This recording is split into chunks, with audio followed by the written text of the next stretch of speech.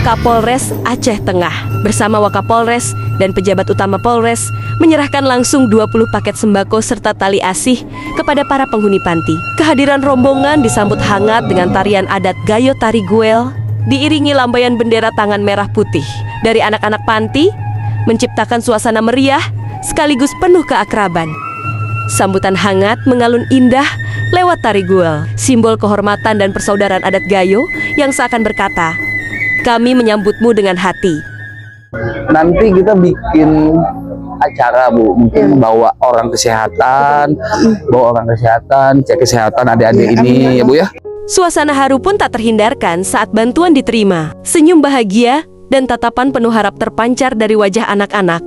Merasakan perhatian tulus dari jajaran kepolisian, Polres Aceh Tengah berkomitmen untuk terus hadir di tengah masyarakat, membawa pesan kepedulian, kasih sayang, dan harmoni.